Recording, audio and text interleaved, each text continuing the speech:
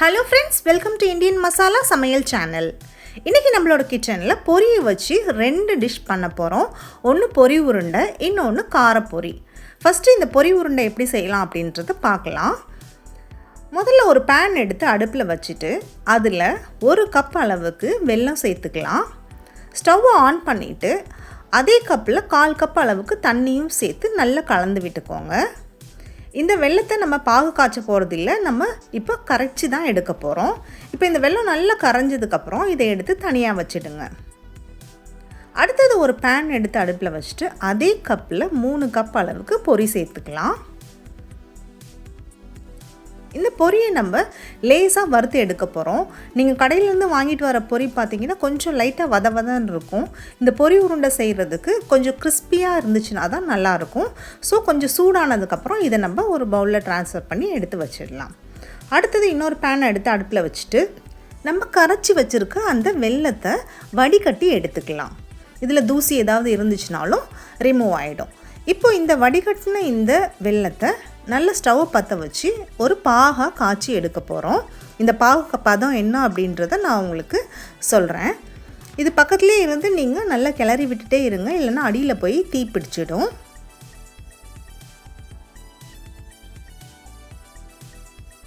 பாருங்கள், இப்போ கொஞ்சம் நல்லாவே பாகு திக்காக வந்துருச்சு. இப்போ ஒரு சின்ன பிளேட்டில் கொஞ்சமாக தண்ணி ஊற்றி அதில் ஒரு 2 சொட்டு அளவுக்கு இந்த பாகை எடுத்து ஊற்றி பாருங்கள். இதை கையில் எடுக்க வரும். நம்ம என்ன ஷேப்பில் நம்ம பண்ணுறோமோ அந்த ஷேப்புக்கு மாறும். அதையே நீங்கள் தூக்கி போடும்போது அந்த தட்டில் டப்புன்னு ஒரு சவுண்டு கேட்கும். இதுதான் அந்த பாகோட பதம். இந்த அளவுக்கு ஹார்டாக இருந்தால் தான் பொரி உருண்டை நமக்கு நல்லா கிறிஸ்பியாக வரும். பாருங்கள், நான் இன்னொரு டைம் தூக்கி போட்டு காட்டுறேன். நல்லா டப்புன்னு சவுண்டு வருது. இப்போ இந்த டைமில் நம்ம ஸ்டவ்வை ஆஃப் பண்ணிவிட்டு நம்ம சூடு பண்ணி எடுத்து வச்சுருக்க அந்த பொரியை இதுக்குள்ளே சேர்த்துக்கலாம். இந்த பொரியை சேர்த்து நல்லா கிளறி விட்டுடுங்க.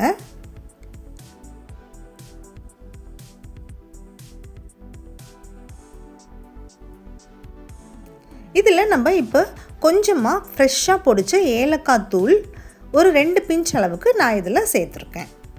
இதை சேர்த்து நல்லா கிளறி விட்டுடுங்க. இந்த பொரி வெள்ளைப்பாகில் எல்லா இடத்துலையும் படுற மாதிரி நல்லா கிளறி விடுங்க. அதையும் நீங்கள் கொஞ்சம் ஃபாஸ்ட்டாக பண்ணணும், இல்லைன்னா இந்த பாகு நல்லா ஆறிடுச்சுன்னா நல்லா இறுகி போயிடும். உங்களுக்கு சரியாக கிளற முடியாது, உருண்டையும் பிடிக்க முடியாது. பாருங்கள், இது நல்லா கலந்தாச்சு. இப்போ நான் கடக்கடன்ட்டு எல்லா உருண்டையும் பிடிச்சிட்டேன். இந்த பொரி ஆறுறதுக்குள்ளார நீங்கள் நல்லா எல்லா உருண்டையும் பிடிச்சு வச்சுடுங்க. இது சப்போஸ் ஆறிடுச்சுன்னா உங்களுக்கு உருண்டை பிடிக்க வராது. ஒருவேளை இது ஆறி போயிடுச்சுன்னா திரும்பவும் நீங்கள் ஸ்டவ்வை பற்ற வச்சு சிம்மில் வச்சிட்டிங்கன்னா அந்த வெல்லம் கொஞ்சம் லைட்டாக சூடாகி கரையும். அந்த டைமில் நீங்கள் எல்லா உருண்டைகளையும் பிடிச்சு வச்சிடலாம். இப்போ பாருங்கள், இந்த பொரி உருண்டை சூப்பராக ரெடி ஆகிடுச்சு.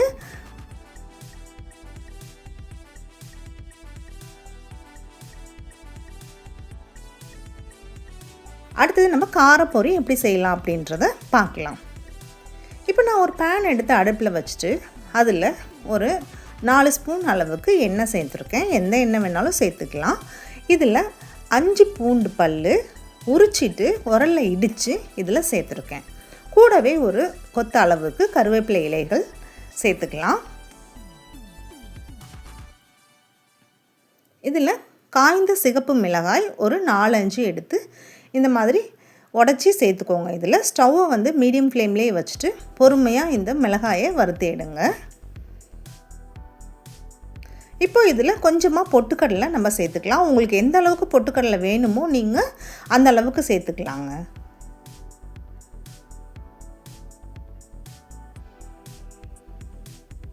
இப்போ இதில் ஒரு 1/2 ஸ்பூன் அளவுக்கு மஞ்சள் பொடி, ஒரு ஃபுல் ஸ்பூன் மிளகாய்த்தூள் சேர்த்து நல்லா கலந்து விடுங்க. மிளகாய்த்தூளுக்கு பதிலாக நீங்கள் குழம்பு மிளகாய்த்தூள் கூட சேர்த்தாலும் ரொம்ப நல்லாயிருக்கும் இந்த டிஷ்ஷு. அடுத்ததாக நம்ம இதில் பொரியை சேர்க்க போகிறோம். இந்த பவுலில் நான் பொரி எடுத்து வச்சுருக்கேன் பாருங்கள். இந்த பவுலில் 3 கப் அளவுக்கு நான் இப்போ இதில் சேர்க்க போகிறேன். அடுப்பு நல்லா சிம் பண்ணி வச்சுட்டு தேவையான பொரியை இதில் நம்ம சேர்த்து நல்லா கலந்து விட்டுக்கலாம்.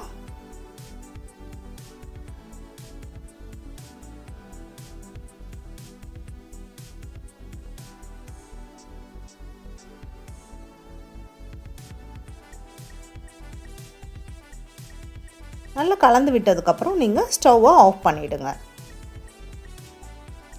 இதில் உப்பு கூட கொஞ்சமாக நம்ம சேர்த்துக்கலாம். ஏன்னா நம்ம மசாலா பவுடர்லாம் நம்ம போட்டிருக்கிறதுனால கொஞ்சம் உப்பு சேர்த்தோன்னா இன்னும் கொஞ்சம் டேஸ்ட்டு என்ஹான்ஸ் பண்ணி கொடுக்கும். ரொம்ப கம்மியான அளவுக்கு உப்பு நீங்கள் சேர்த்துக்கோங்க. பாருங்கள், இந்த காரப்பொரி இப்போ சூப்பராக ரெடி ஆகிடுச்சு. நம்ம இன்றைக்கி நம்ம சேனலில் 2 டைப் ஆஃப் டிஷ் பண்ணியிருக்கோம். ஒரு ஸ்வீட்டு, ஒரு காரப்பொரி. இதே மாதிரி நீங்களும் செஞ்சு பாருங்கள். இந்த ரெசிபியை உங்கள் ஃப்ரெண்ட்ஸ் அண்ட் ஃபேமிலி கூட ஷேர் பண்ணுங்கள். இதே மாதிரி நிறைய சூப்பரான டிஷ்ஷஸ் பண்ணி உங்கள் ஃபேமிலியோட ஹாப்பியாக என்ஜாய் பண்ணுங்கள். இந்தியன் மசாலா சமையல் சேனலில் மறக்காமல் சப்ஸ்கிரைப் பண்ணி வச்சுக்கோங்க. Happy to cook.